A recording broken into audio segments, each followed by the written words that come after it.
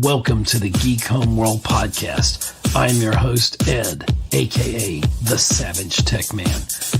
We talk film, TV, and tech, all from a geek perspective. You can find us on X, Instagram, Facebook, and you can subscribe and follow on YouTube at Geek Homeworld. Don't forget to subscribe wherever you get your podcasts. Be a part of the Geek Homeworld.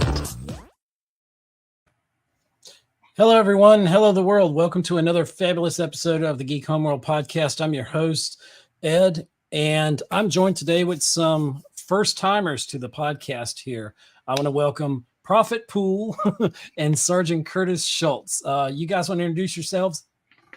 I go by the Prophet Director, and I am a YouTuber. I do stop-motion animated action figure reviews. And, comedy shorts and stop motion. And you do them brilliantly, by the way. I'm very impressed with your quality of work. And Sergeant Curtis Schultz, tell us about yourself, sir. Yes, I go by Curtis or Kurt. You can call me that. You don't have to call me the full Sergeant Curtis Schultz, but that's the name of my channel on YouTube. Okay. My channel is more of a hangout, and we discuss all geek stuff of every variation of geek stuff. So Geek Homeworld. Yeah, basically. My channel is an everything channel. It's an everything. And on Curtis's channel, tomorrow we'll be doing a movie ranking for the top movies of 1980. Yes. And we're going to be Geek Homeworld. We're going to be part of that. You guys invited me, and I appreciate the invite. And I got my list right here. We also, yes, got my list. Yes. Also on our channel in a couple weeks, 2 or 3 weeks, we'll be starting the Halloween bangers for the Halloween season, and we discuss horror movies, stuff like that. Halloween type stuff. So that'll be fun. Fantastic. And you see, once again, at the bottom of the screen, you'll see where you can reach Prophet Pool on Instagram at PDDESTRO 1973. And I'm not even going to try to read out your YouTube link, but you're on YouTube there. And what's the name of the channel, Prophet? The Prophet Director's channel. If you type in the Prophet Director's channel, you'll find my channel. It's been a while since there's been a video there because that channel was associated with an old job. My new channel will be starting up very soon. And you'll let us know, and we'll get all that updated. I will let everyone know. We can put it in the comments and all. So we're here to talk about totally unspoiled. If there's some reason on Earth, and I do know a few people on Earth that have not seen Deadpool and Wolverine, you're going to get spoiled. So come back later if you've watched the film. I had somebody that was coming on the stream tonight, but I had to warn them we're full of spoilers here and anything goes. So they're going to come back later once they go and watch it. So be warned, there can be spoilers. There will be spoilers. So there will be blood. Spoilers. Oh, I just realized I forgot my light here. That's why I look so pale. Dang it. So I feel like this movie would be impossible to talk about without spoilers. Exactly. Yeah. Exactly, yes. It's like trying to figure it all out without it. Big M is in the chat. Hello, Big M. Big M. Oh, let's pull up the chat. Big M, what up? Big M, welcome. Let's. He's like, "What's up, gentlemen?" So, thank you for joining us. Let me get all the crap out of the way so we can actually get to talking about it. I want y'all to subscribe. YouTube.com at Geek Homeworld 4248. If you haven't subscribed to the channel, we got a lot of good stuff on here. I even do some gaming videos. I'm trying to get back into that. I just got to find the time. But we've got this rolling on here. Wherever you get your podcast, we're also in audio podcast form if there's any of my audio podcasters out there. And so share, subscribe, do all that junk you're supposed to do. And we are here talking about Deadpool and Wolverine. So where do you guys want to hop in? Well, we might as well start at the beginning. Yeah. Start at the beginning. What a great intro. I freaking love the intro to Deadpool and Wolverine. Which I have this little fact that Blake Lively plays Lady Deadpool in the film, and I think that's Ryan's wife or something like that. Correct. Yeah, and there's multiple references to her throughout the film. It is, and she had her bestie is some up and coming singer called Taylor Swift. Never heard of her, and Overrated. oh well, yeah, and like $1 billion overrated artist. It's crazy, but she was gonna. Big rumor was that Taylor Swift was going to be Lady Deadpool in there, and because she was on set certain times, and it didn't need the boost in box office, but that could have probably helped. Get all those teenage girls out there watching an R-rated movie over and over and over, like Titanic, so it becomes $1 trillion film. But anyway, the film didn't need her, but it's the opening using "Bye Bye Bye" by NSYNC.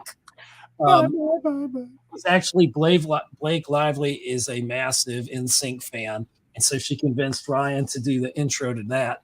And it totally works, where he's taking Wolverine's dead bones. What a way to start off. And he's beating the smack out of everybody using He's killing them. He is killing them. He's mutilating them. It's so awesome. And I'm just like, oh my gosh, it's just over the top crazy. And I saw it the first couple times was in 3D.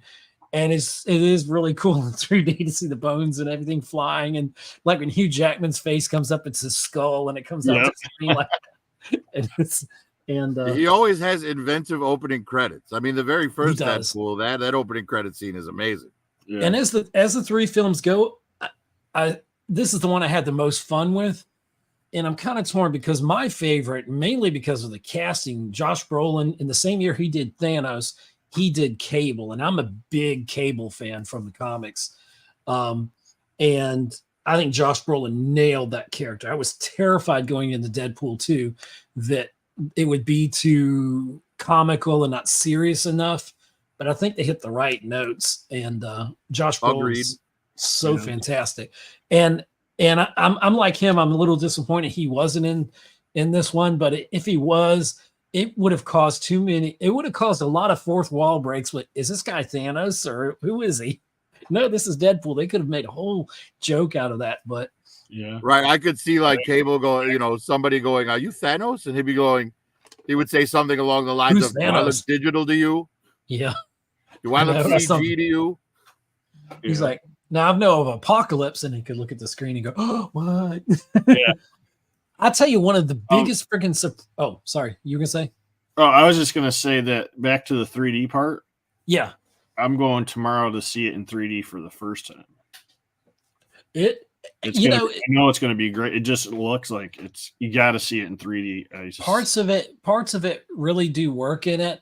Mm-hmm. After a while, you don't realize it. It doesn't really take from it, but it does help. I think, especially in the credits, it's really cool. Yeah, and I'm usually not a 3D guy anymore, but I'm definitely. You've both obviously seen it before, right? So yes. There's no spoilers. So how many times is this going to be for you guys? Tomorrow will be 3 for me. Damn, I'm up to I need to take I might go tomorrow myself, because it would be my third. The first time I saw it was I had a job interview. I had 2 job interviews in one day, and I had to keep pushing them back every hour. The showings, and I wanted a bigger format screen. No, our Eagles here in Augusta are not great. They leave a lot to be desired. Because when I came from Savannah, we had the big, massive IMAX that, I still want to see it in something that big and grandiose. But I had to keep pushing them back until I could get a scene where I could make the interviews and then go to Deadpool and Wolverine. So, but I did see both of them. One was a real 3D and the other one was IMAX 3D. And I enjoyed them in that. It did enhance it in the bigger format screen. I've seen it twice myself, and I usually have to drive a decent distance because I live in Chicago. So for me, when I go see a movie, I need to drive to the wealthy suburbs, to avoid the gun violence that happens in a Chicago theater. Duck, I'll cover you. Unless Batman is driving you through there, right? Yeah, I can't complain. As Destro, an arms dealer, I've probably sold them the weapons they're firing at me with. So, yeah, both sides, right? right. So, Right. So what are y'all's overall thoughts? Well, Of for the me, I look at Deadpool and Wolverine as a love letter to the Fox Marvel universe. Definitely. And if the movie doesn't display that to you, the end credits should, because you get all those outtakes and bloopers and making of stuff from all the original Fox X Marvel movies. Right. Right. Not just X-Men, but all of the Fox Marvel movies. I would have loved it if they could have actually gotten Nicolas Cage to come and be Ghost Rider. I heard Ryan Reynolds tried real hard. Yeah, But he was up for it. unsuccessful. But they had plenty of amazing cameos in that in the movie. When it started out, and we've got Depressed Pool, working at the dealership with Peter, and he's broken up with what's her name? The Yeah, hot chick. That's chick. Yeah, Well, that's what her name is in the credits, right? hot chick. The one played by Marina Baccarin. Why can I Yeah. not remember her name right now? It doesn't matter. But Hey, my name's up here. Them being broken up, the fact that you don't have Cable and Domino at the party with them is a little disappointing. Yeah. No TJ Miller was a little disappointing. Well, they had a massive falling out, like since Deadpool 2. They are not on even speaking terms. The actors, for some reason, Who? TJ, is it TJ or whatever? Yeah, Oh, TJ yeah. Miller, apparently he rubs a lot of people the wrong way. He got arrested. He got arrested for Oh, something. did it? Yeah. Oh, crap. Yeah. He was the funniest part of the Deadpool film. One of the funniest parts is, they could bounce those one-liners off of each other in both of the films, and it was just, especially the first one. Yeah, I think my favorite was when he said, Luck is you not a look like power. an avocado, had sex with an older avocado. And there was no love involved. It was strictly like revenge sex. It was like hilarious. Yeah, I can't even remember all the jokes. They just were Or so Freddy hilarious. Krueger had sex with a topographical map of Ohio or something. Like hilarious stuff. So Yeah, that was I was disappointed Domino wasn't there.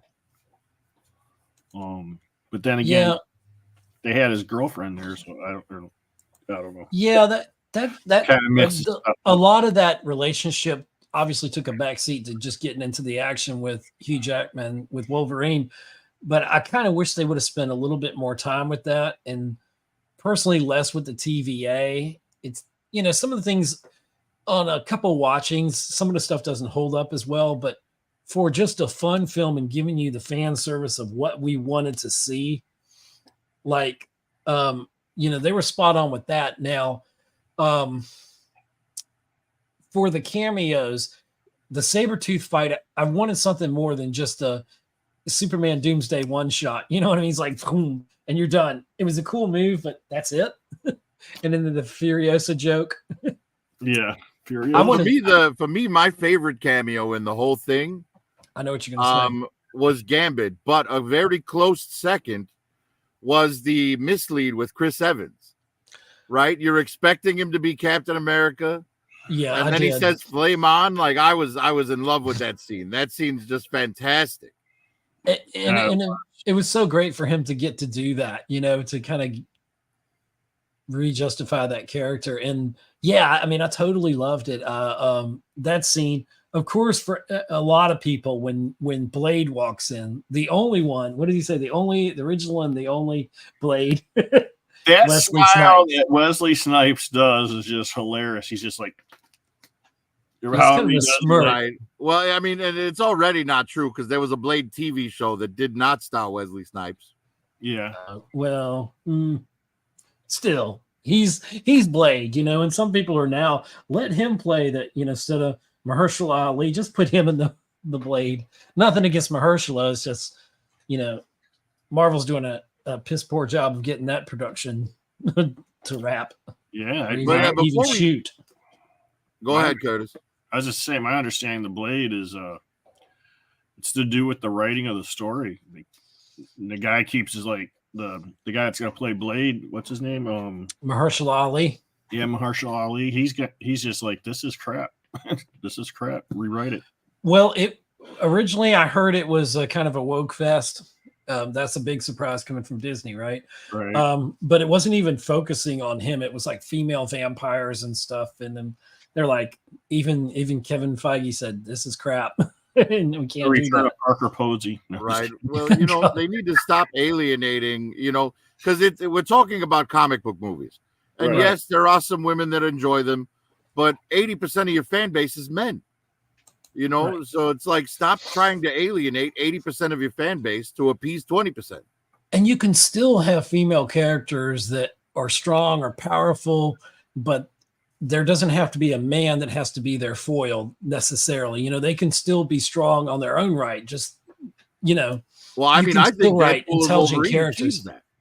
They do. Because X-23 is a very strong female character.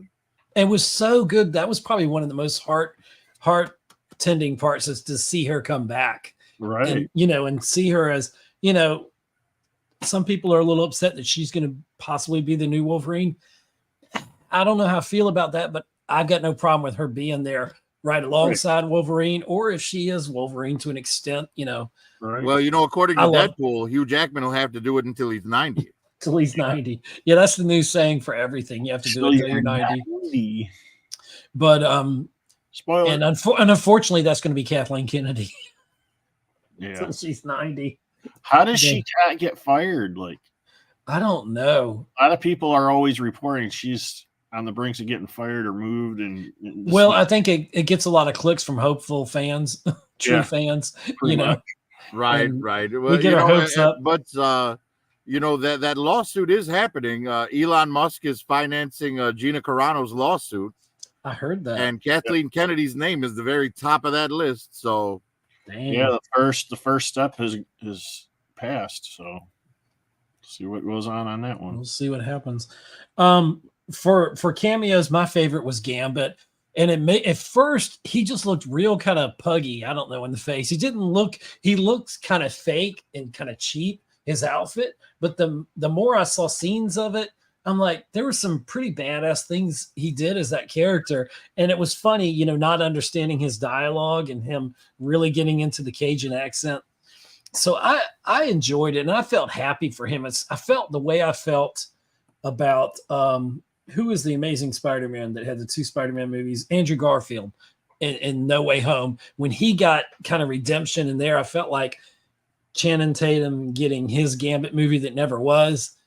It felt like redemption in a way, and like all those characters like Blade finally getting that recognition. Wesley Snipes for the trilogy there, or at least the 2 films. The third one was off the rails. With that's where him and Ryan Reynolds became enemies, or fell out. Now they're good, thank God. But it's funny how things turn around. About that in the scene, He does. He's like, that's nothing new. Mine was Elektra, Jennifer Gardner, because it's Jennifer Gardner. I just got a big, crush on Jennifer Gardner. And he made a jab about the divorce. He says, "Oh, I'm fine." I'm like, "Oh my gosh, he did." Before we drift off from Channing Tatum, sure. Like, I think like all of his like jokes about I think maybe I was born here. You know what I mean? Like, because he never got his movie, and this is like the first place he ever appered. So I missed that part. Like, all of his jokes were about like how his movie never got made and how this is his first appearance. And I have to disagree with the Cajun accent. I understood every single word he said. Prophet, say that again though. Say the what he said. I was born here. Say that again. I think maybe I was born here. He's got it down pat, man. He's already got it down pat. Well, in my stop motions, I do all my own voice work. I've literally voiced all the Muppets. Yes. Oh gosh, you may have to show some of your stuff later on the stream if we have time. I have no problem with that. Cool. So who else was in there? We got Johnny Storm, we got Blade, we got Elektra, we got Elektra.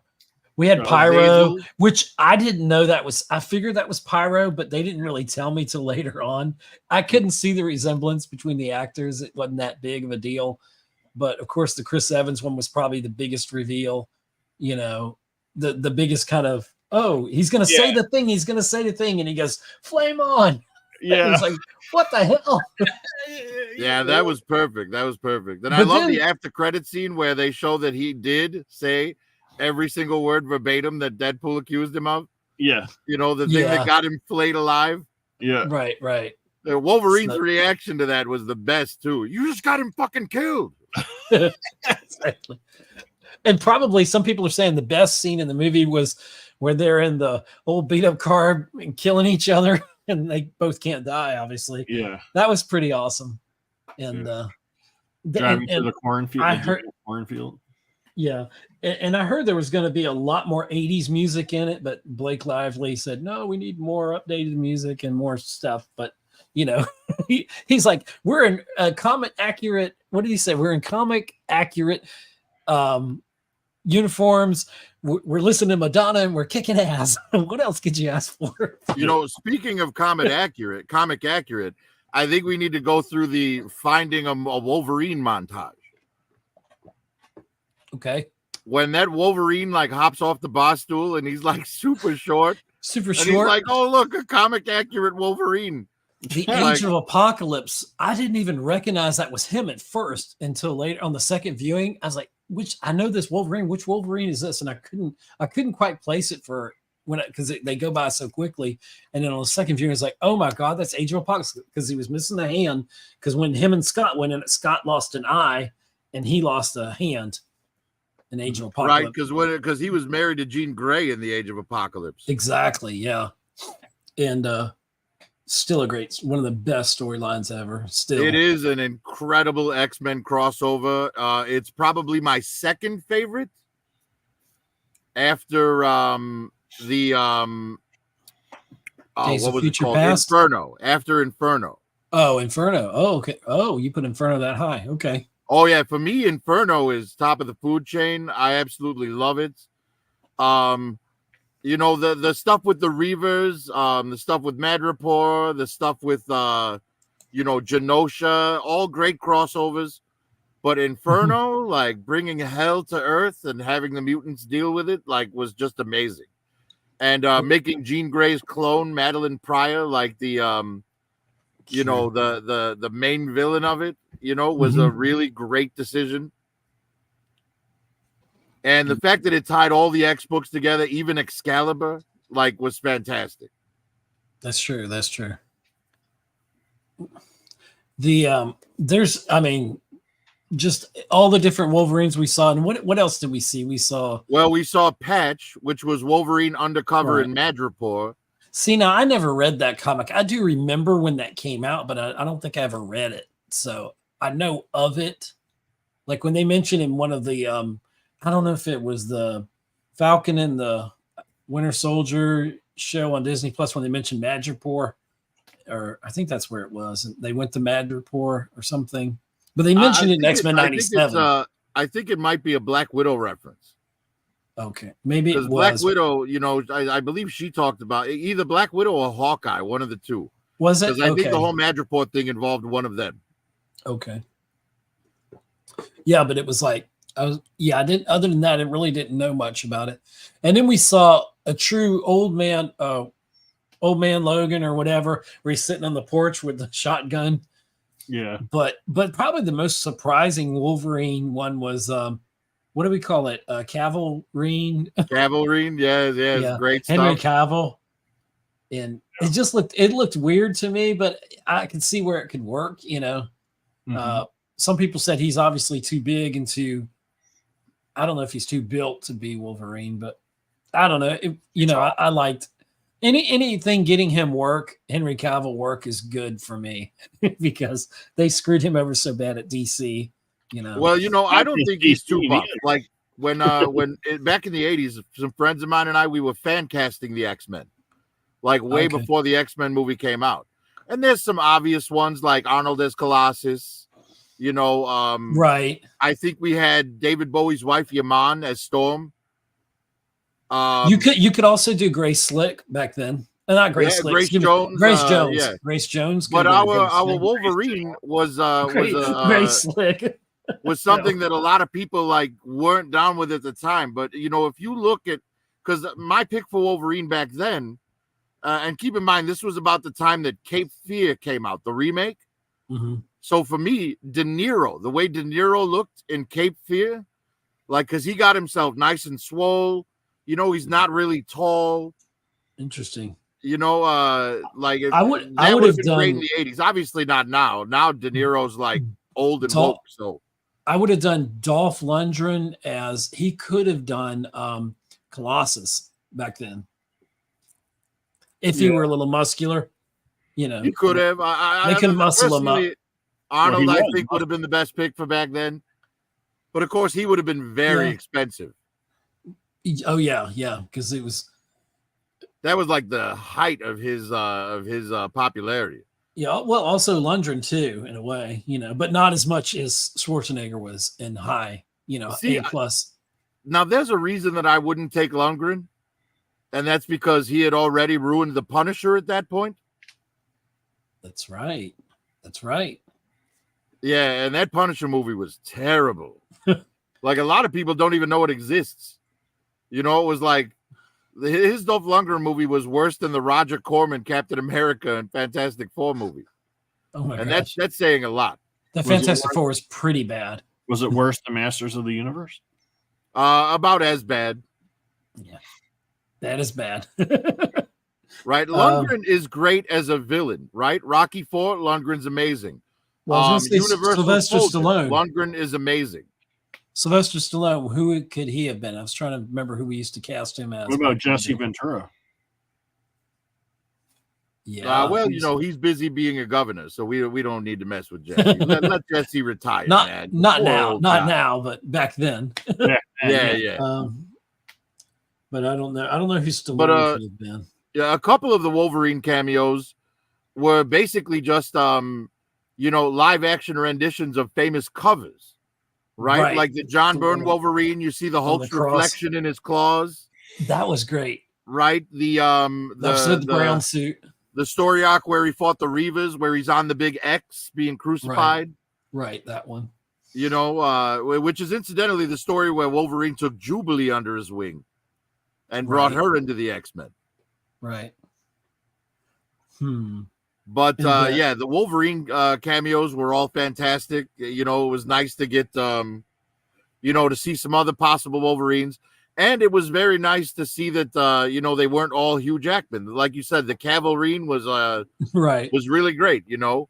Much like with Deadpool, they weren't all Ryan Reynolds, you know what I mean? And that proves that Marvel can recast a character like T'Challa and make somebody else T'Challa, you know, not kill the character and go down that dead road, as you know, with other characters as well.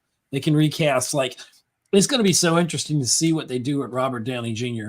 Believe me, if they've got him back, they're not going to F it up. I really don't. I think they're going to find a way to make it so good because he's such a good actor. He, you know, he's really going to have to stretch to make it where he's not for the general, not for us, you know, hardcore people that will accept it, but for the general population that says, hey, wait a minute, wasn't he Iron Man for like the whole Marvel that they watched? You know what I mean?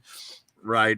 He's got to make it believable. You know, well, you know, it's kind of funny because when I was watching that, the panel, the Hall H panel, and Feige, or not Feige, Joe Russo says we needed to get the greatest actor of all time.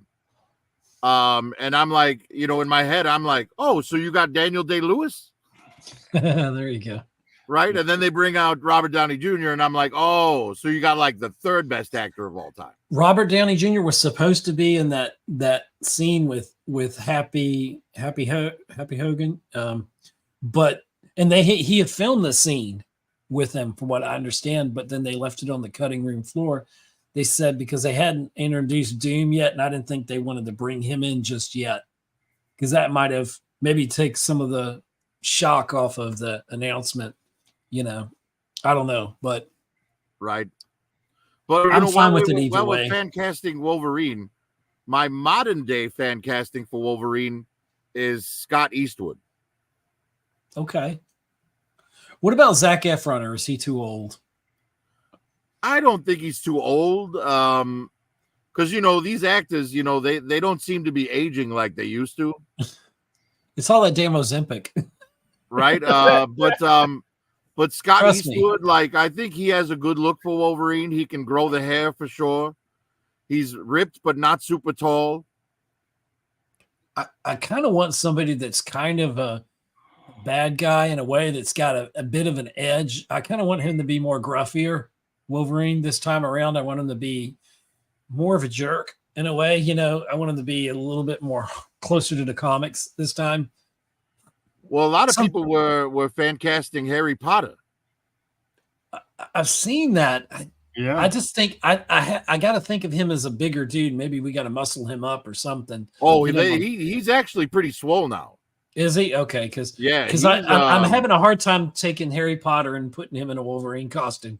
I could probably find a photo. I'll look for one real quick.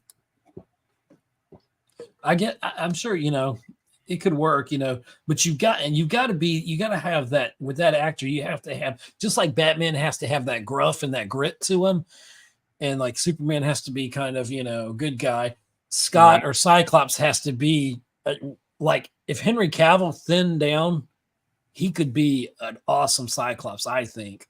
Because he's actually too big, I think, to be Cyclops. Because in the comics they called him slim, but he would be my first pick, Henry Cavill, to be Cyclops, and he already knows how to do heat vision or optic blast, at least, and Scott's kind of the Superman of the X-Men in a way. He's kind of the good guy. But somebody for Wolverine, we need somebody who's maybe has that bit of a young De Niro, something gruff about him, that's rough around the edges. I mean, that's what I think, would be good to cast him that. And I'm not sure who would be a good one to cast as that. And currently, I don't know enough young actors that know him that well. Yeah. I'm in the same boat. I mean, I can cast off maybe the 80s and 90s, but I don't, or who I might think. And one time I thought like a good Joker would have been, oh, help me out here. He modeled his career a lot like Jack Nicholson. He had the smile and everything. He was in Star Trek, and he was in a bunch of other things. What's the actor? He's still working. Oh, the guy that played Captain Kirk. No, not Kirk. He was Star Trek, The Undiscovered, not The Undiscovered. All right, so I've shared a picture there, Ed. I'm trying to think what the guy's name is. Oh, you're sharing a picture? Okay. Prophet Pool is sharing. Yeah, this is how ripped Daniel Radcliffe is now. Wolverine and the tidy whities. And here he is as Wolverine. Oh, not bad, not bad. Yeah, I think he's got potential. Got to put the big Harry Potter glasses on.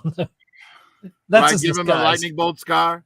Oh, if he was in a Deadpool movie and he was playing Wolverine, they would put the glasses on him some point. Yeah, some point. Yeah, you're like, here, hold these for a second. You're like, what?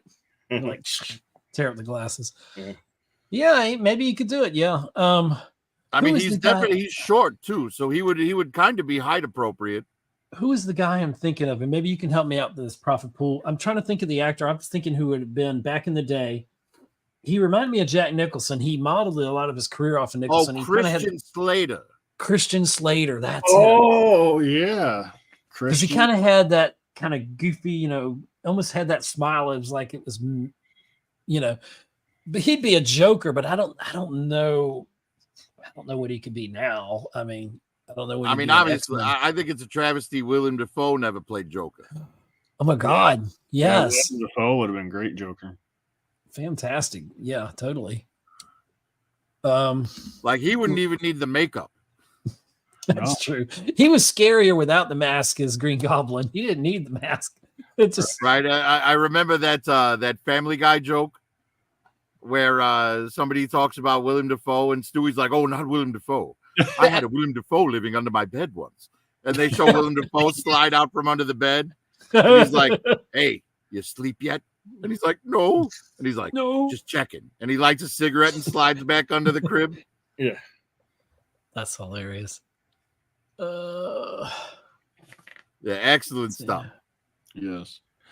So like but there were a lot of cameos in the scene with Cassandra Nova as well. Because you got Azazel in there, you got Callisto in there, you got a not Vinnie Jones Juggernaut wearing Vinnie Jones Juggernaut costume. He refused to do the muscle suit. It is so it looks so obvious. I was like, boy, he's taking Ozempic, obviously. That's what I thought.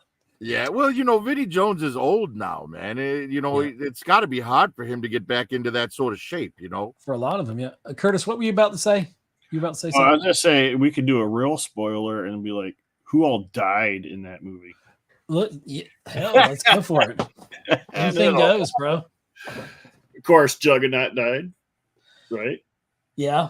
Well, X-23, we didn't see it happen, but X-23 did throw his head to Deadpool. Yes. True.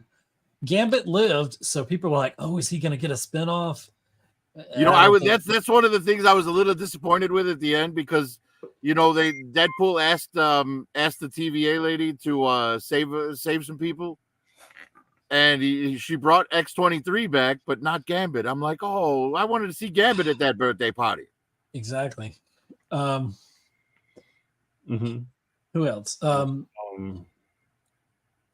Okay, we're talking about who died in Wolverine, Deadpool and Wolverine. Well, see, I don't think we can honestly answer that because, with the exception of a few of them, we know Johnny Storm died. We know Juggernaut died. We know Pyro died. Sabretooth. We know Sabretooth died. But I would argue that probably most of the people that were in that, we know Ant-Man died because his corpse was their base. Yep. Red's not looking so good. Right. I think that, you could probably argue that a lot of the people that were in that camp died because as Wolverine and Deadpool jumped through the Strange Portal to get back to Deadpool's Earth, the big smoke wolf thing swooped in and probably killed a whole bunch of them. Elias, there you go, Elias. And obviously we know she took that sling ring off of a Doctor Strange, so some variant of Doctor Strange died. That's some variant. But in Multiverse of Madness, a bunch of variants of Strange. Or was it the other guy? The guy that took over Doctor Strange in the movies. Remember? Mordo? Yeah. Not Mordo. Him or M3's in the chat. Hello, M3. I am M3. M3. Hello, M3. Hey, M3. He's saying, "Hey, everyone." Oh, Big M says Vinnie Jones wanted to be in the film, but they wouldn't pay him what he asked. Oh, well, that makes sense. M3, if you want to come on, let us know, or if you want to come on, we'll certainly take you. We're having a good discussion here. If you want in M3, I'll send you a link. Yeah, feel free to send out a link. So, what else? So those are the people that died. I think we know for sure. There was we know for sure. There was a bunch of bodies on the ground. That's for sure. There was the bodies hit the floor. Let the bodies hit the floor. All right, M3. I just sent the link to your Instagram. So if you want on, just go to your Instagram and jump on that link. He's not on Instagram. Oh, sure he is. He says, I don't check my Instagram. Oh, well, he should check it if I just told him I sent it to him on Instagram.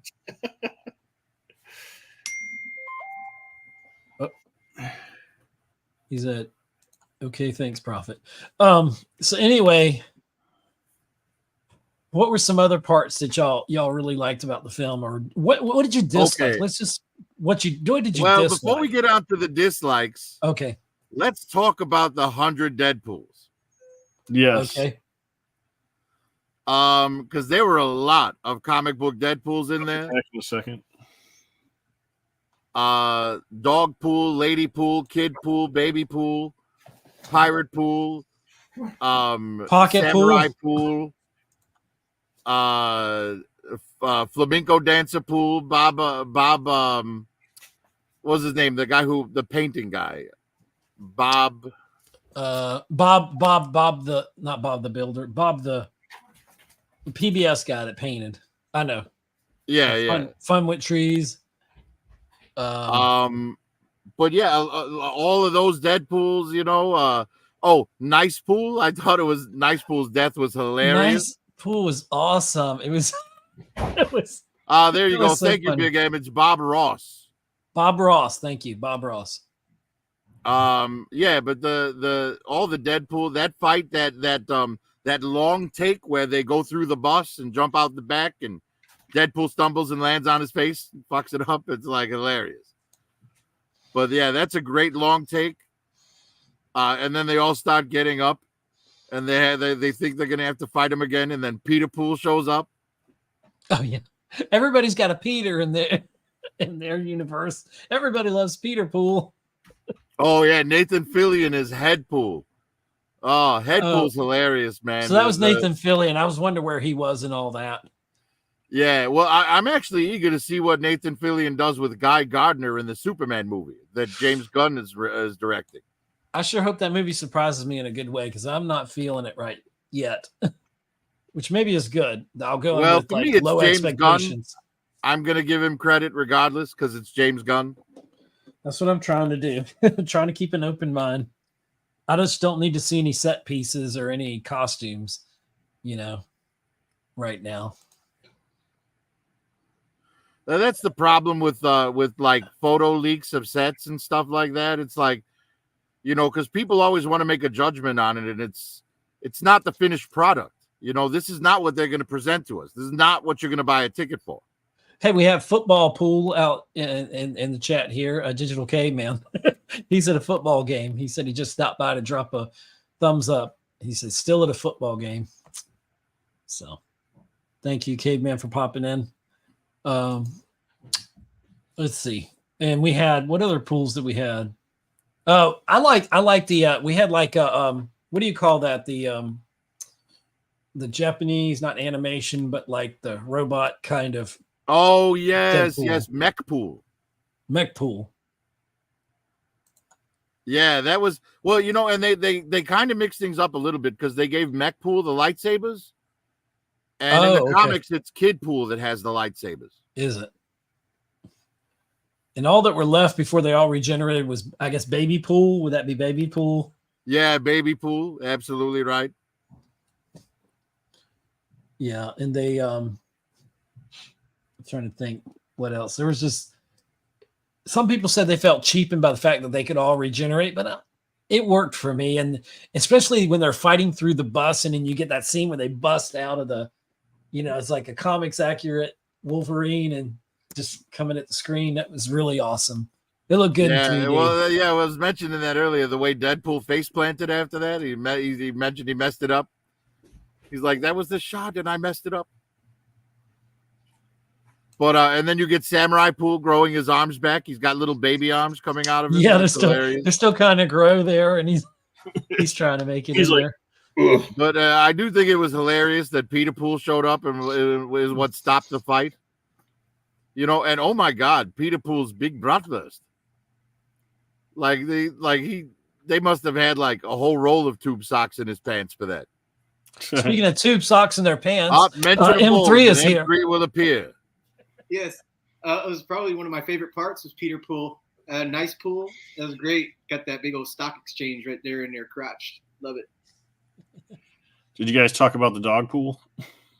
Yeah, dog pool is hilarious, man. And that's actually a unique dog. It's like a mixed breed. It won ugliest dog in the world in a British dog show. Yeah. For real. Hey, when that dog's tongue was inside of his mouth, really washing his teeth, I went like this. I saw the outtakes online, and and when they finally said cut, Hugh Jackman just like breaks up laughing, and they're all they did a meme with like the cameraman walking by and the sound guy, and they're all like, "What the hell?" They're like, Blind Al's reaction to how the dog's tongue felt was hilarious. Yes.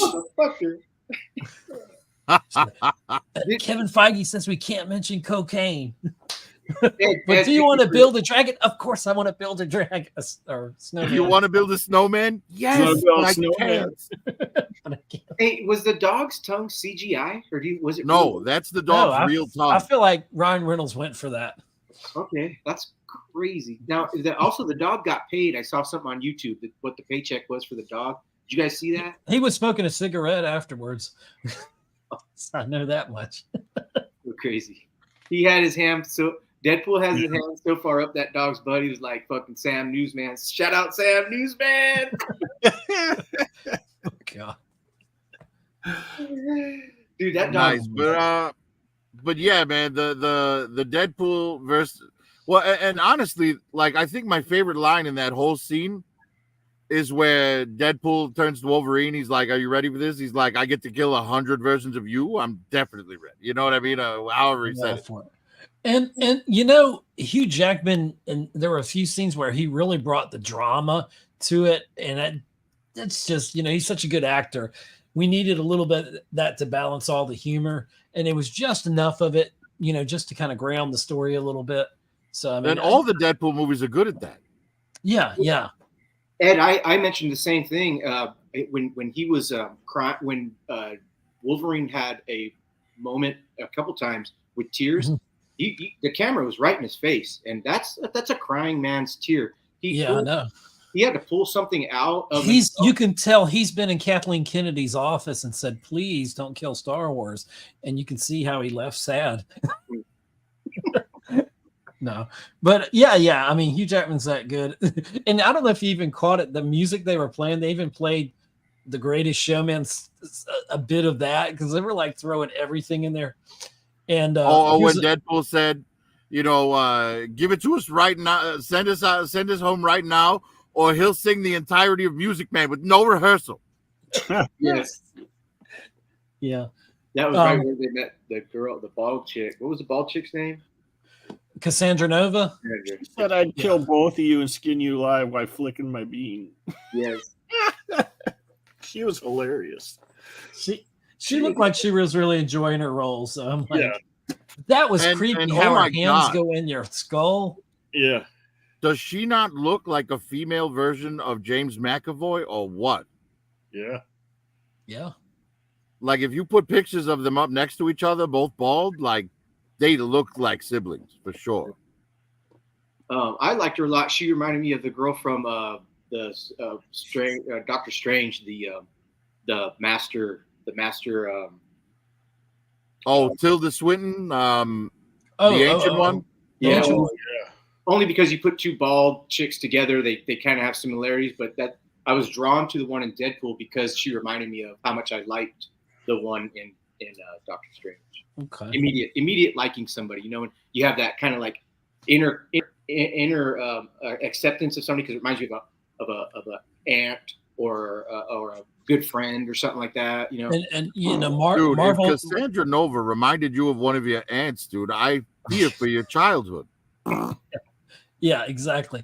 But the thing is, and I remember Marvel getting some help when they cast Tilda Swinton in that role because it was supposed to be a person of like Asian descent, and they went with a pasty white woman.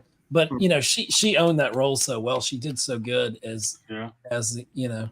Well, but that's kind of a misnomer, anyways, because the ancient one was not in the comics originally of Asian descent. I mean, she's the character's from another dimension. So it was, you know, the character is raceless. Look at it that way. Yeah. You know, it's a raceless character. And after seeing Deadpool and realizing what they're doing with the multiverse that we realized a while ago, but now it's game on. Anybody can be anything, any type, anywhere. I think it's great. I don't have a problem with the multiverse. It's a little confusing, but it doesn't bother me. I like that a lot. Well, anything that gets me Robert Downey Jr., even as a different character, I'm all for it. Yeah, I'm so glad that he's back. And if you do it right, it all comes back to me. It's always about the story. You can take anybody and put anybody in any role as long as that story's strong enough and they can bring out what's in that story, Hey, talk about and there is comic book precedence for it, because in the comic books, Tony Stark does become Doctor Doom in one universe. There's like 2 or 3 different comic storylines that they could possibly tie in. The one where they not Reed Richards, help me out. Dr. Doom, what's his name? Doom. He switches their consciousness or whatever. Well, in Spider-Man they do that. It's basically Doc Ock, his body is dying, and he takes over Peter Parker's body. Yeah. And Peter Parker's like kind of a Jiminy Cricket in his head, like trying to talk him out of doing anything negative. Wow. And because Doc Ock in Spider-Man's body becomes a hero and doesn't use his body to be a villain, when Peter gets his own body back, he gives Doc Ock a clone of himself so that he can continue to live and be superior Spider-Man. Peter isn't like Meg and Peter? Did you say MAGA Peter? Like, I don't know what you're asking, Curtis. Meg Peter? What? Meg. Meg. Don't make me Well, we're not on your stream. I'm not going to do it, Curtis. Apparently M3 will, though. There you go. No, but on the Doctor Doom front, I'm sorry. Doctor Doom is the main villain of the Secret Wars crossover, right? In the original Secret Wars, Beyonder was the big bad, but it wound up, Doctor Doom wound up stealing his powers and whatnot. But in the last Secret Wars they did, I think it was back in 2014 or 2013, something like that. Right. Doctor Doom was the big bad in it, and basically what they did was they took all the different characters from all the multiverses and they put them on what was called Battle World. Right. And the culmination of that was, they were fighting to see which universe would get to continue existing. And that's why you had characters like Miles Morales, who were from the Ultimate Universe, got pulled into the regular universe so the character could go on. You know what I mean? Right. Same thing with Spider-Gwen, because she came from an alternate universe where she was the one that got bit and Peter was the one that died. Right. So I'd imagine when they put out the Secret Wars film, it'll be the end of the multiverse for the MCU. And we'll be back down to one universe, and we'll have a definitive version of all the characters at that point. Wow, you really think so? Look at Big M, like exactly what Big M said. Secret Wars. I'm not familiar with that in comics, Prophet. Secret Wars?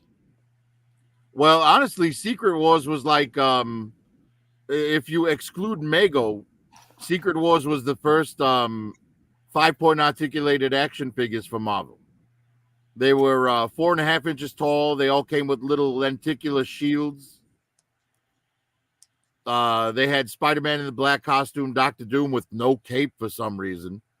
Brown suit Wolverine, a lot of characters. Okay. And what about... But it was a very popular toy line when it first came out. What's Digital saying? Big M, it will. That was the plan all along. It's going to be 2015 SW, not 1984 SW. He's talking about Star Wars? Huh. I guess. He said he's not listening. He's just watching. Yeah, he's saying no, it's Secret Wars, not Star Wars. Oh, excuse me. Oh, Secret Wars. They're gonna go with the 2015 Secret Wars arc and not the 1984 arc. When I see Southwest on a map, it'll be Doctor Doom as the main villain. Right. I hear you. I was thinking the same thing. I was like, Star Wars. Were we talking about Star Wars? Yeah. I mean, I could see why you'd think we were talking about Star Wars. I mean, we only said Secret Wars like 16 times. Yeah. Oops. Hey, Curtis, do you think? Sorry, man. Sometimes I can't curb my sarcasm. No, you should. Shouldn't. Do you think Star Wars could do a multiverse, or is that impossible? People would get so pissed. They would. People would get pissed for Star Wars because we already have that possibility of time travel with the World Between Worlds, and Ahsoka bringing that into live action and seeing Anakin. It works if you want Anakin, but it can open up a realm of I don't know. Yeah. Well, Star Wars had time travel in it all the way back in 1984, I think. No, I don't think there was ever actually time travel. No, because think about it. The Ewok adventure, right? The Star Wars trilogy takes place in a long time ago in a galaxy far, far away. But the humans from Earth in the Ewok adventure were from our distant future. I think they just suspended belief just for that. Unless the Ewoks don't age, right? And Wicket has lived for thousands of years, there has to be time travel and stuff. What about E.T.? What about E.T.? He should go home. No, well, he went to the Senate in what was it, Attack of the Clones? Episode 1. Yeah, that's right. Yeah, I remember seeing that. Somebody did I think Curtis, you sent me that video up. Check it out. It was right down in the corner there. Another part, I think it's either in Phantom Menace. You see the Millennium Falcon coming in, or it might be episode 2. I believe it's Attack of the Clones because the Falcon is leaving the port of Naboo as Anakin and Padme are arriving. But in the Senate, you actually see some ETs in one of the little Senate realm boxes. Absolutely. Yeah. So, but you also see C-3PO and R2-D2 in Raiders of the Lost Ark. Yep. I've seen that video. Where all the little signs are hidden there. Yeah, they're etched in Sanskrit in the Well of Souls. There you go. And nobody listens to droids because they listen to R2-D2 and C-3PO. Not so much C-3PO because he was a bitch, but if they would have listened to them, they could have averted the whole Skywalker saga. They could have wrapped that up in one movie with love. Right. And honestly, whoever it was that originally invented droids in the Star Wars universe is a sadistic asshole. Why would you give them pain sensors? Right? Yeah. C-3PO getting his head bonked on the Falcon when he's on Chewie's back. Ouch, that hurt. When they're in Cloud City and the one's getting branded on the bottom, he's like, ow. Well, that was Jabba's palace, but yeah. Jabba's palace, yeah. They changed it. Stupid Mandela effect, I tell you.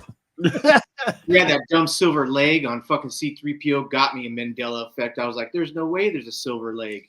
Well, then we had the red leg later, but they wrote that in with the comics. Arm. Was it arm? Oh, damn! Yeah, in my universe, it's a leg. A red arm. Red arm. Yep. Hey Ed, you remember it the way you remember it, bro. You don't. That's right. It doesn't have to be right. It's how I remember it. Prophet's the smartest being on the planet. Okay, come on! I'm just an action figure. He knows. I'm just drawn this way. Hell yeah! I'm nothing more than 6 inches of plastic. That's what she said. He's really just AI. We don't ever see his real face. That's true. He vibrates every once in a while. Hey, well then I'm the most advanced AI on the planet. Oh dear. No, that's great. Star Wars is perfect until they came up with the other 3, which to me they were really boring. I'm not saying they're horrible; they were just boring. Especially the first one that came out after with the Senate, and they were talking. It was like, what kid doesn't like politics? Come on now. You know, right? Like how to get the wrong group inside your fucking movie, fucking shits, man. For the next. The funny thing is, it's what's happening right now. Well, see, here's the thing, right? Because when George Lucas made the Phantom Menace, he made it because the demand for the rest of the movies that we were originally promised was so tremendous. So he was trying to appease both the older fans, but still appeal to children, right? Because when he originally wrote Star Wars, I think he said, I saw an interview recently, which I've seen before. I think the Viet Cong were basically the rebels in the original Star Wars or something like that. They were either that or the Empire, and I'm not sure which one. But the Empire was designed on Nazis. Yeah, I could see that. The archetype of that, but it's what he said. He did say that. Yeah, he did say that. So I mean, when he came back and wrote it, he would have been. I remember at the time he was talking about, who knows what's true, but before social media, but in the 90s, I think he talked about when he was reminiscent about it. I think he said, he was talking about the time of like Gore, Bush. It was before that actually when he was 99 when Phantom Menace came out. But I guess he was saying you could apply it, and like a lot of stuff, you could apply a lot of what was going on to politics, like you're saying, Curtis. There, you could definitely apply a lot of that to what's going on now in the political climate of things.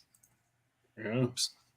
So I mean, and that's what's cool about Star Wars. I mean, I remember when I was in HR and we were dealing with a lot of interpersonal stuff, and I had my own office, and I had a maroon chair at the time, and I was like, it was right during like Revenge of the Sith, and it's hard not to sit in your chair and quote Emperor Palpatine, It's like, do this because I said reason then.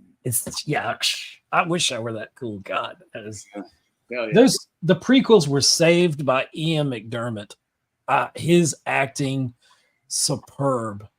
No one else could have played the Emperor that well. Does he do any other movies? He may have. He's been in a few things. Most predominantly, in my mind, he's in Tim Burton's Sleepy Hollow. Oh wow. Yeah, he is. Wow, I hadn't seen that in a while. Yeah. He's one of the Headless Horseman's victims. But you get let's call them anchor beings, right? As Marvel does. You get those actors like that. You get people like Harrison Ford that kind of held up the franchise to an extent. You have Alec Guinness that was there, and he was already killed off, but then they kept bringing him back as a Force ghost because George Lucas wanted him in there, and he needed that. Still needed Obi-Wan's influence there before there was, to tie in with Yoda and all that, and kind of pass the torch in that way. But then you have like Christopher Lee as Dooku, so elegant. He's so great. Which is ironic because we had, Christopher Lee was Dracula in all the Hammer horror films, and Peter Cushing was Van Helsing, and he was Tarkin in the original series. So we had both Dracula and Van Helsing in Star Wars.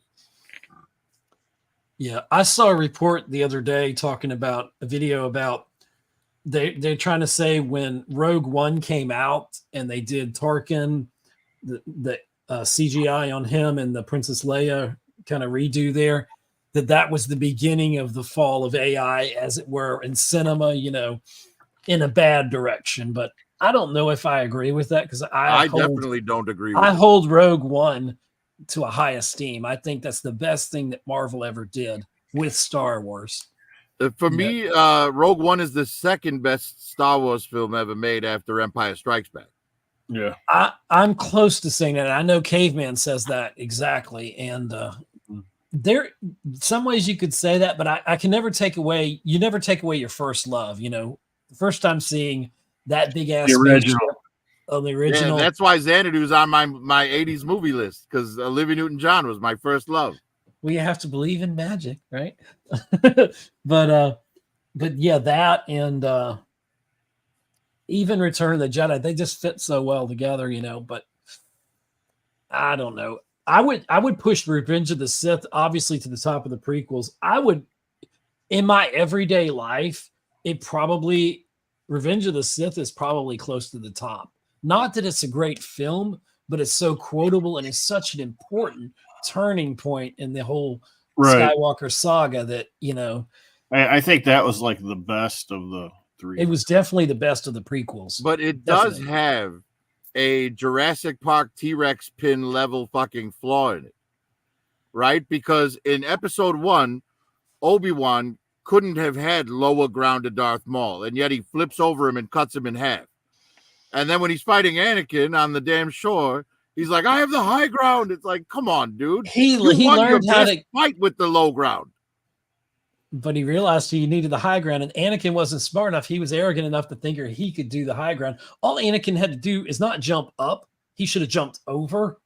If he just would have arched over, he would have went straight at Obi-Wan. And Obi-Wan, or if he'd have done that like tornado dive that Palpatine does towards Mason the Jedi in his office. Oh yeah. That's true. That's true. a cool nod to Blade in Deadpool 3 was if you had some sort of Van Helsing, because Wolverine was Van Helsing, it kind of enters into who did Hugh Jackman fucking Which Blade. I thought that was a pretty good movie. I enjoyed Van Helsing. I thought too. Jackman did a good job in that. Mm-hmm. And I can't remember the actress right off the top of my head. Kate Beckinsale is fucking Yeah, fine. Kate Beckinsale. Oh my god. Oh yeah, I think that was before she did the It was before Underworld for sure. Underworld, yeah. But it was after Pearl Harbor. Yeah. Oh, yeah, beautiful. Yeah. That would be cool. Blade walking by and giving the side eye to fucking Van Helsing walking by, but it's Wolverine-esque, kind of shit. Personally, I think the worst movie Kate Beckinsale was in, and here's a hot take, it was not Pearl Harbor. It was Click with Adam Sandler. What was she? She was Sandler's wife in that. Huh. Gosh, that's been a while since I've seen that. I'm not going to say, are you sure? I'm telling myself. Is he sure? Let me look that up. There you go. Sure. He's 100% positive. IMDb. I know. I seen it. I remember that's because I was like, ooh, she's in this too. I mean, that was one of the things that made Click so unbelievable. Adam Sandler gets Kate Beckinsale in no multiversal situation. All right. That's true. Well, you're right, dude. Dang. Of course I'm right. I know. Oh, no, but back to Deadpool 3. I think it's arguably like the most fun Deadpool movie to watch. I think 2 is the most heartfelt movie to watch. And 1 is just like such a great introduction. But Deadpool 1, it kind of already nodded to being part of the MCU because the final battle takes place on a downed helicarrier from Captain America, the Winter Soldier. Right.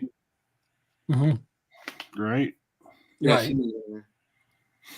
Did you also see in Deadpool 3 the Scarlet Witch's statue? Yes. Yes. It was hanging right over there. Mm-hmm. Yeah. It took me to the second time. Well, in the comics, Deadpool has a massive crush on Wanda. Whoa. Really? Huh, I didn't know that. How do you? I don't even get that, man. That's crazy. That's a lot of. Well, I did work at a comic store for 10 years, so that's one reason I really don't collect Marvel stuff because there's just so much. It's all over the place, Kurt. They really kind of screwed up much. for Doctor Strange. They really did a great job with Wanda as the villain, but my favorite Disney Plus show was WandaVision, yeah. And it took me a while to get going after the first two episodes, but after that I was pretty much in it. And that was really, they had kind of completed her arc, and then they turn her into a villain, because she can't see her kids. And I'm, as much as I loved her as a villain, I just hate what it did for her overall arc. And what is her redemption like now? Or do we just get a variant of her that isn't evil anymore? Well, she's not dead at the end of that film. She's not dead. You know that. Well, I think she's in the void. I mean, her statue is in the void, and because at the end of when the mountain collapses and you see that big explosion, right? You see that little bubble. If her statue went to the void, it tends to reason that she also went to the void. She would have been crushed under it. Yeah. I do think there was a missed opportunity with that, though, because, here we are looking for a way to bring the X-Men into the MCU. And in the comic books, what they could have done was what they did with the House of M crossover. Because in that, Wanda realizes that she's been manipulating the universe, all based on her father's brainwashing. And when she wakes up from it and realizes what her father made her do, she says, "That's it, Father. No more mutants." And she basically turns the X gene off in all but 200 mutants on the planet. And if they would have done that, that could have explained why there were no mutants, in the MCU up to that point. And it would have been a great window to bring in mutants, you know, having Wanda like release that spell from the planet. But from what I understand from seeing the footage of from whatever that was that Comic-Con, Disney-Con, or whatever that might be going on now, of the Fantastic Four, we get to see Galactus in there. He's like peeking in the window in the daylight. You know, you see like his eye. But we're going to get Dr. Doom in the end credits of that. People are pretty sure of that. That's when they're going to bring in Robert Downey Jr. and then spin him out to Doomsday. Well, you know, I'm sorry to interrupt, but they did sort of already introduce the Fantastic Four and Dr. Doom in the MCU like years ago. So in the second Ant-Man movie, right, when Hank Pym is shrinking down to go get Janet, he passes, there's like a little like cloud-like type thing that has a building on it, and the argument is that building is Four Freedoms Plaza, because the Fantastic Four movie is going to take place in 1963. True. So if that movie ends with them going into the quantum verse, and that's why they haven't been in the MCU up to this point, because that would make perfect sense that that's where they're at. It is happening in a different universe. Exactly. And then in Civil War, when they're showing the map of what is it, the country that Zemo's from, the country Ultron lifts into the air, Sokovia. Sokovia. When they're showing the map, you see Latveria on the map. So they didn't quite introduce Dr. Doom per se, but they did express that his country existed. Right. And I know that you're gonna see more of them. And I mean, they'll do that. You know, they'll put the little things in there, wondering if they're ever going to take fruit, like the little kid in is it Iron Man 3 or Iron Man 2 when he's and he's got the little Iron Man mask on, and he's like, yeah, they've said that was Peter Parker. Peter Parker, which at the time we know it wasn't Peter Parker, but we have no problem with them saying, okay, that can be Peter Parker. We're like, yeah, we're all for that. That makes perfect sense. It kind of gives it a little tie up, you know, that you didn't have before story wise. So crazy. I never knew that. Yeah. They said they went back retroactively and said that after, you know, we had Homecoming. Yeah, and that's why in Deadpool 3, the mask that little kid was wearing is on the shelf behind Deadpool in his interview with Happy Hogan. And that's why in Endgame, the kid that played that little Iron Man kid was in Endgame. He was up there at Tony Stark's funeral. No, that was Harley from Iron Man 3. Was that Hart? Oh, was it?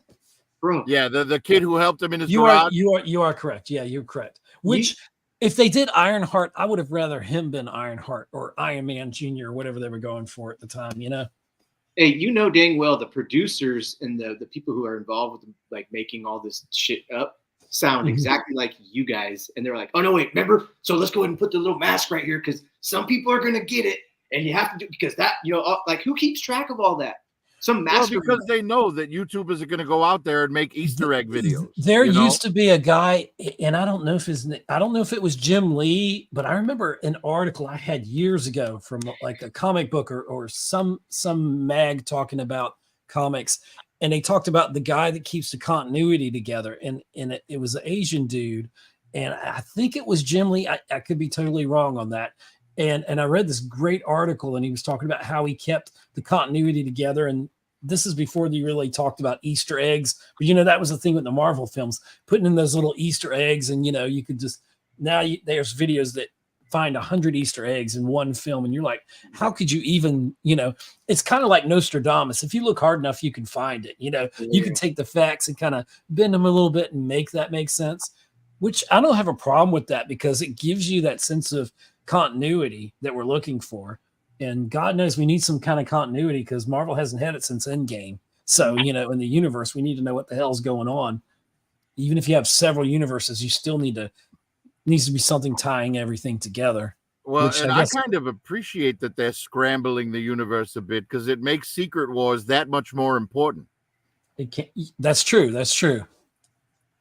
But, you know, I always thought growing up. Now, how many of y'all, and I want to ask you this question, you may not know, and maybe because of the age of when I grew up, I didn't know anything about the Clone Wars when I, you know, watched the original Star Wars and New Hope before it was A New Hope and all that. And when they talked about the Clone Wars, in my mind, I imagined the Clone Wars is that there was a world, and I didn't know anything about War World, but I imagined there was a clone of everybody. Like there was a Luke Skywalker, Chewbacca, an Obi-Wan somewhere, and the Emperor had him somewhere else, and it was a Clone War. And they kind of had that in the extended universe of the books, but I thought the Clone Wars where everybody had a clone and you were fighting your clone. I realized later, obviously, that it was just about the clones, army they created.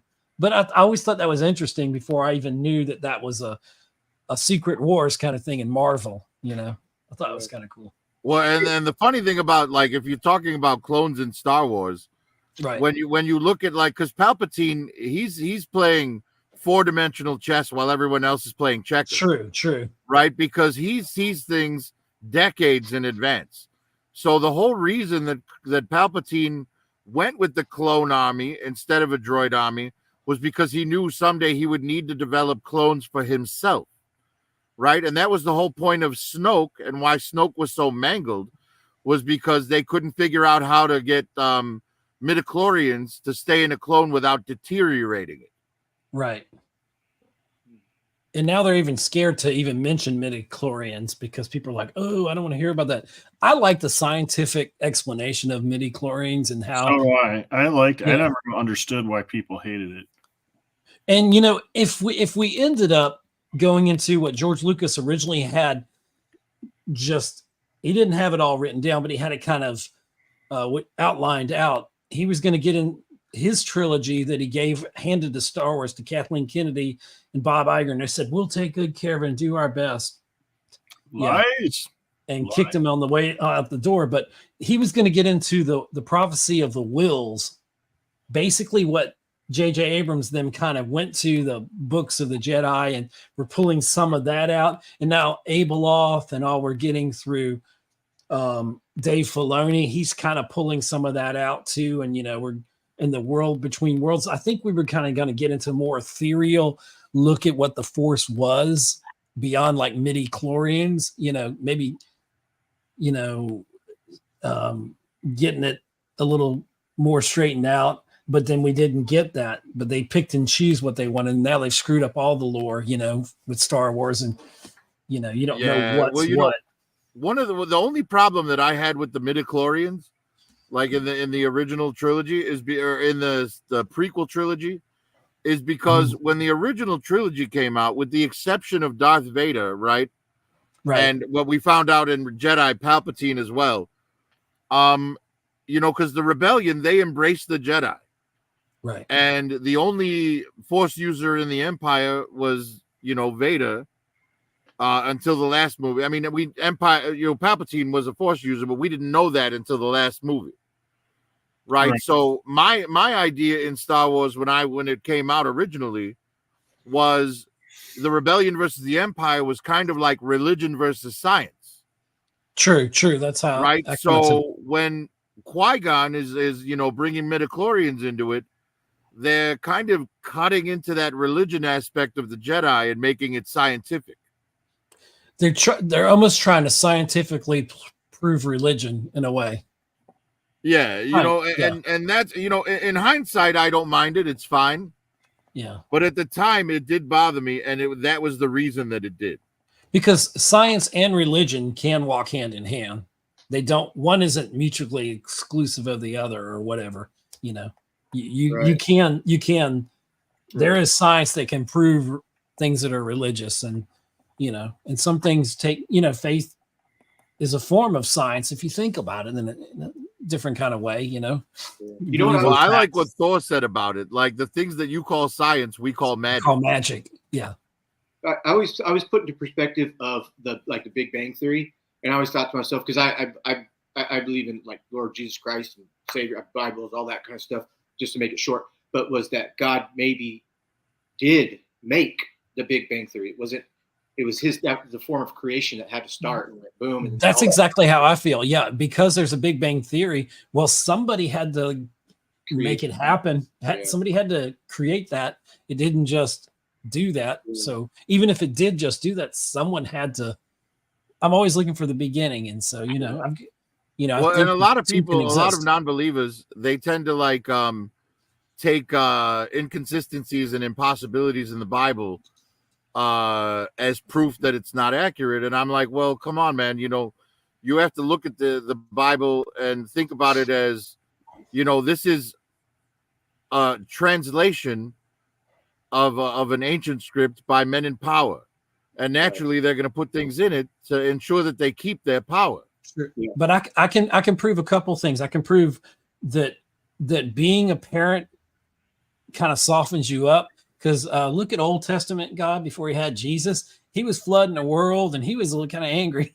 Then he gets a kid and he kind of lightens up a little bit, you know. But then I can prove that Jesus was a single man, because what wife would let her husband go off for 40 days and 40 nights, turning water into wine in the desert with 12 of his best friends? Come on now. He was not married. Hey, Ed, Prophet, and Sergeant, I gotta leave. I'm gonna go do that thing over yonder. But thank you, Ed, for taking my. Thank you for being here. You know, and I guess we'll see you Saturday or tomorrow. That's tomorrow, isn't it? Mm-hmm. Yep, right, tomorrow night. Thank you for stopping 9 by. 9 p.m. Eastern. We'll be on Sergeant Curtis Schultz's channel, ranking the movies of 1980. Yay. We got our list. We're ready to rock. No. It's going to be a lot of fun. Yeah. Bye, guys. Have a good one. Thank you, M3. Take care. You sure you don't want to make that 1980 and a half? Well, you know, and if we want to tie this religion conversation into Deadpool 3, he did claim to be Marvel Jesus like 4 or 5 times throughout the film. Yeah. He did. I love the thing. I love the meme with Homelander where he's talking about, and I can't remember what episode it was from, where he's talking about, you need me, and he's like yelling at everybody, and they're like, you need me to be here and protect you. And it said, this is how Marvel feels with RDJ right now coming back. Yeah. He's like, you had no one to turn to, and you needed me. And it's, you know, that Joe Rogan interview keeps coming back to haunt Marvel, doesn't it? That he did not too long after. I remember watching it when it came out and several times since, where he said to Robert Downey Jr., he's like, okay, he's like, you know, they're going to go, here's what's going to happen. He's like, Marvel's going to do a couple of movies and they're going to tank. And then they're going to start up that time machine again and they're going to figure out a way to bring you back. And he's like, okay, if that's true, they're going to do that. He's like, wouldn't you feel cheapened? He said, dude, I'm telling you, the moment you walk through that portal and people see that it's you, all is forgiven. You know, they're going to just, you know, I don't think I really think like they've gone so close to the edge with ruining things and just misaligning things. It's going to take even more acting out of Robert Downey Jr. to really pull Marvel out of this, you know, and it's a shame one actor has to do it, but he is more. Yeah. And I want to pivot to this as part of our discussion on Deadpool and Wolverine about anchor beings. And if you look in real Marvel life, if you look beyond the movies, isn't RDJ really the anchor being of Marvel? I mean, the MCU would be nothing without him as an actor, and him having to come back. And it's just like the Thanos quote in Endgame, you couldn't live with your, you couldn't live with your failures, and it brought you back to me, you know. And it's so like life imitating art. I mean, I saw some, and I wanted to get your theories on this that I saw about who could be the anchor being of the MCU, I guess the 616 universe. There were different ones that obviously they said Iron Man, Tony Stark. That makes sense. Well, and in the Doctor Strange movie, they talk about fixed points, right? Right.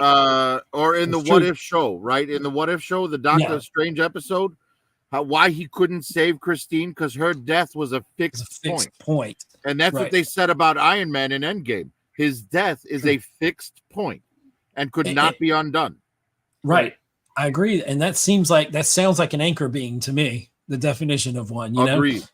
And now the possibilities I just saw recently floated around. There was a very good video on it, and they made very good points for Doctor Strange being an anchor being because, you know, all of his mystical arts throughout the multiverses. Okay. Who else did they say? And I'm gonna forget who they mentioned now. I should have wrote it down. But there were other ones besides just Tony Stark. Me personally, I'm all for Tony Stark being an anchor being. Somebody said Wanda could be an anchor being because, you know, the no more mutants kind of thing. And, you know, if we're bridging other galaxies or other, you know, whatever universes, what are your thoughts? Do you think the obvious choice is the right choice for the anchor being, even though they're saying, I think in Wolverine, didn't they? Well, his universe was different. His was 1,000 and something, right? I think. Yeah. So his was Wolverine, obviously. I think Steve Rogers was probably an anchor being in the MCU. That was one of the other ones. Here's why I say that, right? And a lot of people are like, well, wait a minute. How did, you know, if you can't go back and change the past, then how did Steve go back and live a life with Agent Carter?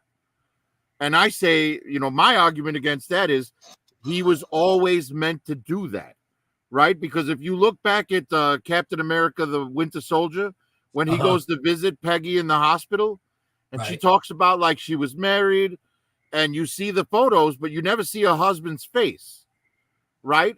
And when she sees Steve, she's not surprised he's alive. She's surprised he's so young. That's a good point. Right? When she's in the bed, she's like, Steve, you're so young. And somebody said that she was that Peggy herself time traveled because they showed her in the TVA in Loki season 2, like somebody escorting in, and just like in the very back, it looks like Peggy. So like maybe she took a time pad and went to another time in reality. Well, see, when you get into Peggy Carter, I think Peggy Carter is also an anchor being, but not for 616.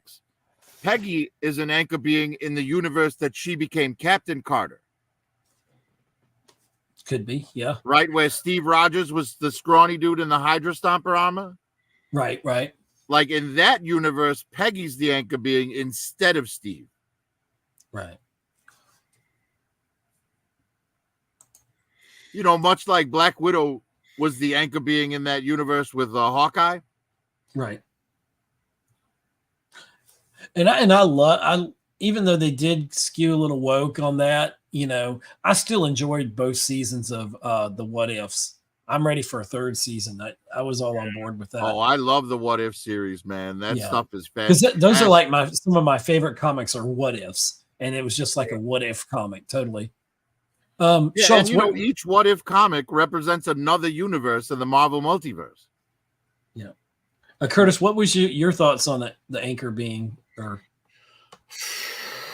oh man, or do you have any? You guys named a lot that I think of. I don't know why it might not be a popular, and a lot of people will not agree, but for some reason, there's something about Bucky to me that he's an anchor being that just interesting. They haven't done nothing where he died yet or anything like that. But you know, there's just something there to me. It feels like he's an anchor being. That could be. So you could make the argument that Steve Rogers would never have become Captain America without James Buchanan Barnes. Right? That's true. Because would Steve have developed his code of honor had he not learned it from Bucky as a child? Right. And him and Bucky fighting, and then learning that, you know, he doesn't like bullies and standing up to bullies and all that. Yeah. He kind of realized his own power, you know. Even though he was a scrawny kid, he had that heart of gold. He would be the one to jump on the wire where Tony Stark would cut the wire, right? You know, and that's one of my favorite scenes in the first Avenger. Yeah. When Tommy Lee Jones throws the grenade and Steve dives on it. Right. Like, oh, that scene is so amazing. Because his actions spoke louder than any words he could have said. Right. And Tommy Lee Jones' response to it was great. He's still small. That's Tommy Lee Jones. You're not going to impress him no matter what you do. This is how he is. Yeah. He's the same in every movie. He is. He's great. And Josh Brolin played an amazing young Tommy Lee Jones in Men in Black 3. Yes, he did. Yes, he did. That was perfect. And what film? Men in Black 3. Oh gosh, you're right. I forgot about that. It's actually my favorite of the Men in Black movies. Yeah. Interesting. Like, for me, in order for a movie to be amazing, it has to strike an emotional chord in me. Right. And Men in Black 3 was the only one that really hit that emotional chord with me. Right? When you find out that the reason that Tommy Lee Jones, that Agent K has been looking out for Jay all that time was because his father gave his life to save him. It's pretty powerful. That's amazing. And that's why the Deadpool movies are so great. Each Deadpool movie has that emotional scene in it where, I mean, hell, Deadpool 2 made me cry. Yeah, I mean, it was, it was done so well as a cohesive story. I think Deadpool 2 is a little bit more cohesive of a story than the third Deadpool. But God, the third Deadpool was so much fun. They both are. Yeah, the third Deadpool is easily the most fun of the trilogy for sure. But the second one is just it's a masterpiece of cinema. It gives you, like, it hits all the beats, right? And I knew it was gonna be that type of movie. Like, a lot of people would say you get your emotional bit when she dies, like in the beginning of the film. But I say it's when Deadpool goes up to the kid and he's like, "Did they hurt you? Which ones?" And he fucking kills that dude. You know what I mean? And then Colossus tackles him. And the best line in any Deadpool movies in that one where, he's working with Cable and he's like, "Only besties execute pedophiles together." And that was that man was meant to be Nathaniel Essex, which is meant to be sinister.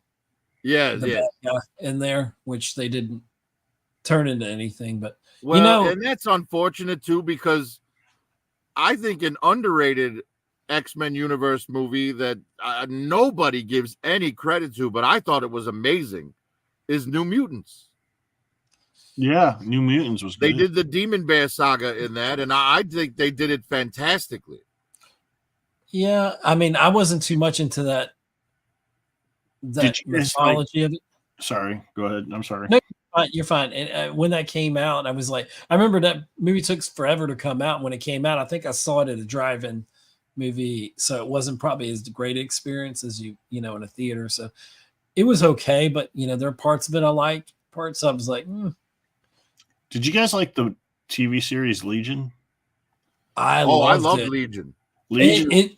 That was like Mr. Robot. If you took if you missed one frame of that show, you were lost, or you were just like, it was so mind-bending. You had to be glued, like, boom. I would love them to bring that actor and bring him in and do the whole.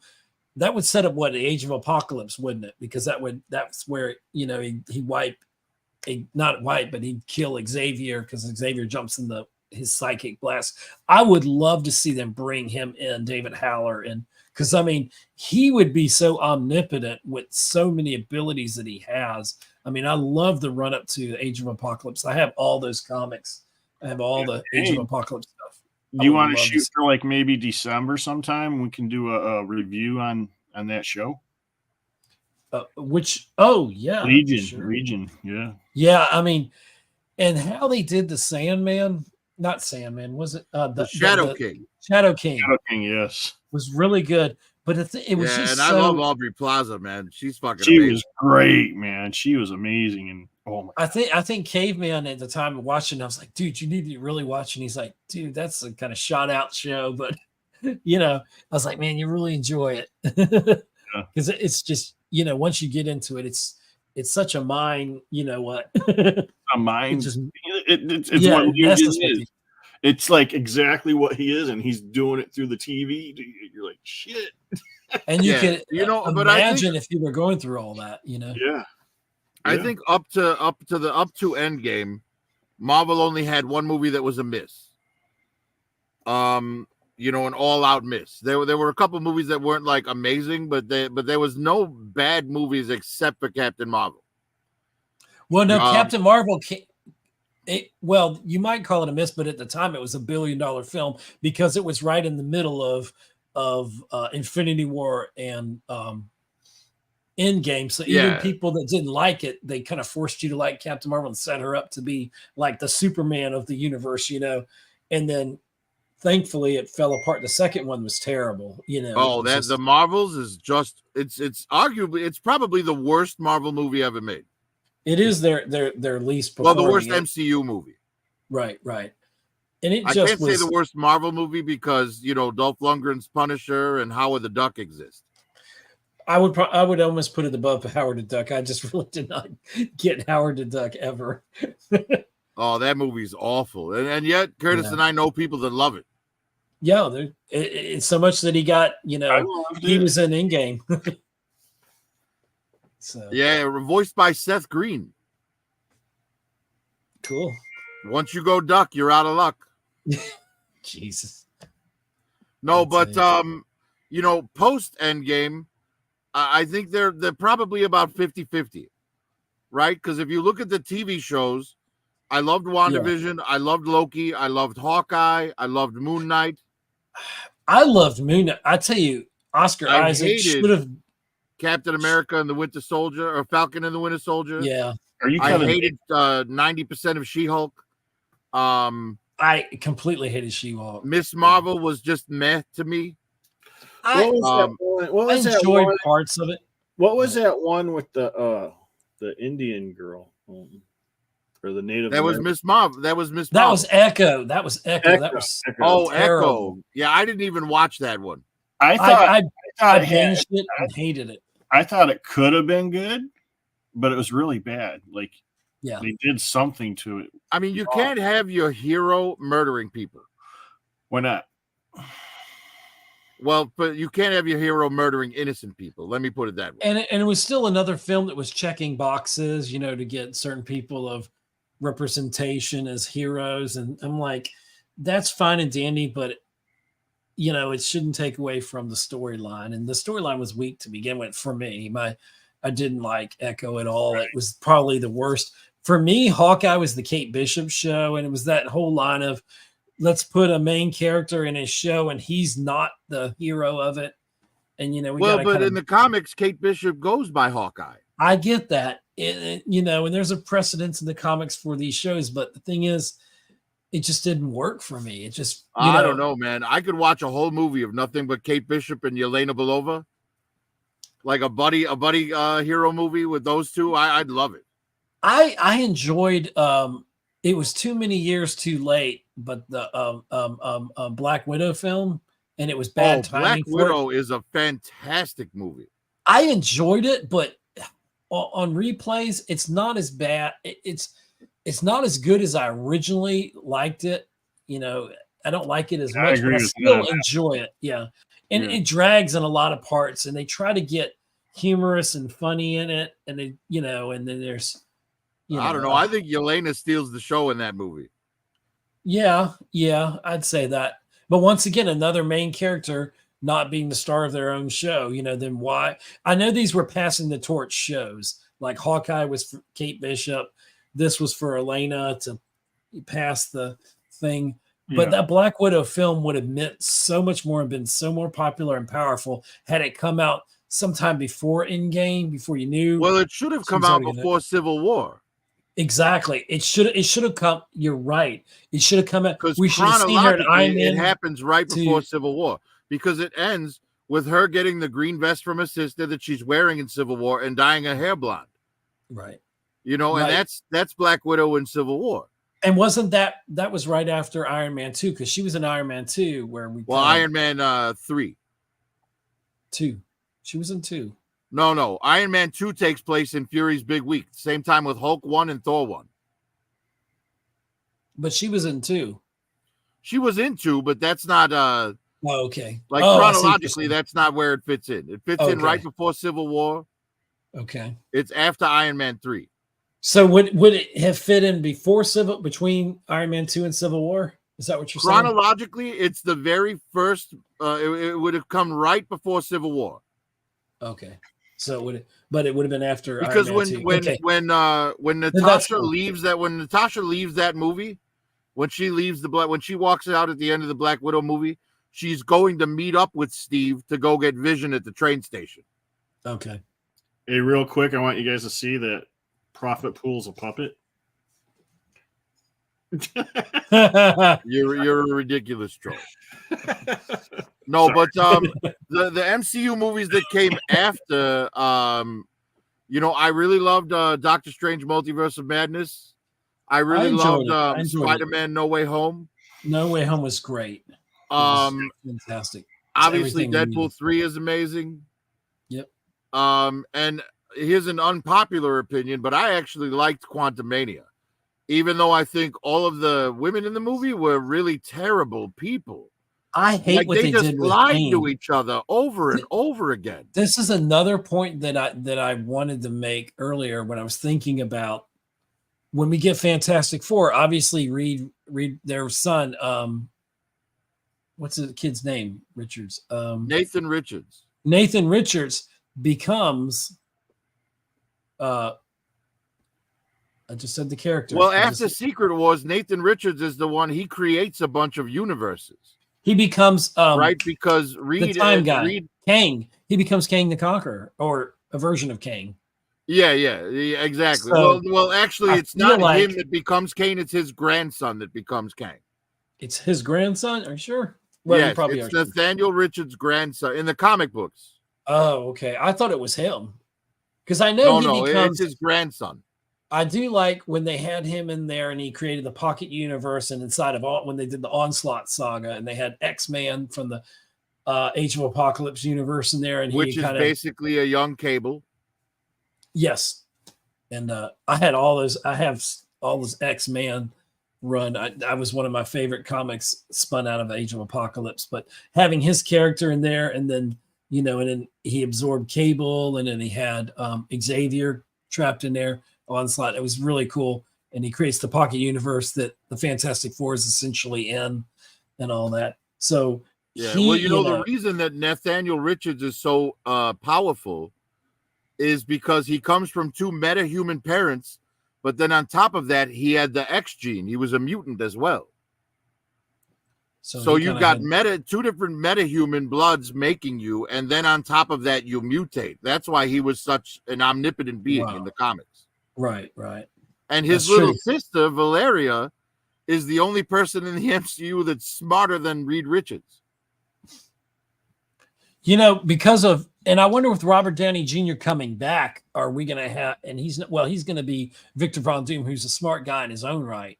But Reed Richards is now, or what's our actor? He's going to now be the smartest man in the universe. And the reason we didn't get a smarter Mark Ruffalo's Bruce Banner is because Robert Downey Jr. wanted Iron Man to be for his character to be the smartest one in the MCU.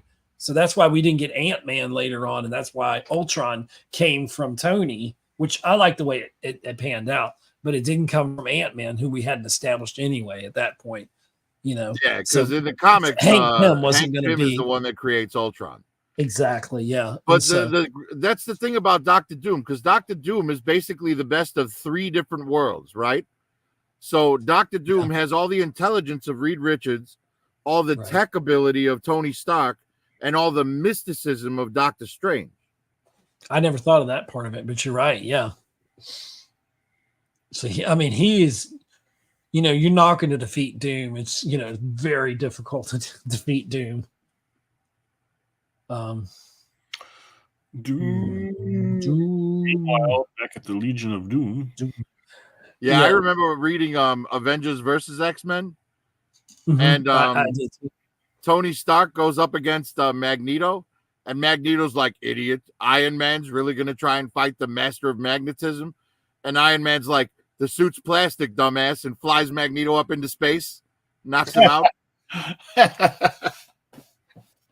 That's a Tony Stark thing to do. Yeah. I am Iron Man. Yeah, that ended poorly though. Like, I will say in the aftermath of AVX, like, because I've always hated Cyclops. And in the aftermath, there was a great scene where Cyclops is in prison and he's got the power dampening collar on. And he gets attacked by these other like prisoners, and he beats the living shit out of him. And his cellmate's like, dude, I thought your powers were I-beams. He's like, yeah, but I've been training like military for like 30 years. Scott's a badass. He finally in X-Men 97 got his credit that I think as a character Cyclops deserved, Yeah. Well, guys, I'm thinking to maybe because I know y'all got 11 o'clock stream. I don't want to probably give you a little break between. We don't have. Oh, y'all don't. Oh, no, y'all not aren't going to tonight. Not tonight. Oh, that's not tonight. Oh, okay, I thought it was tonight. Well, it's not for us. Another channel that some of our friends are on is going on tonight. Oh, okay. Well, but that's not us. Okay. Well, we can stay. I love to talk. So, what else? What are your thoughts then? Any more Wolverine, Deadpool thoughts about the film, or do we think we're going to be another Wolverine Deadpool film? Well, here's the thing, right? I think that we will definitely see X-23 again. I think that's the whole point of Deadpool asking the TVA to go and rescue her.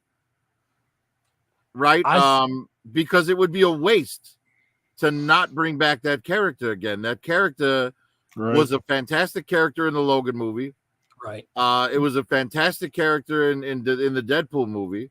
Mm-hmm. It's a strong female character that doesn't, lean into all the clown wig brigade nonsense.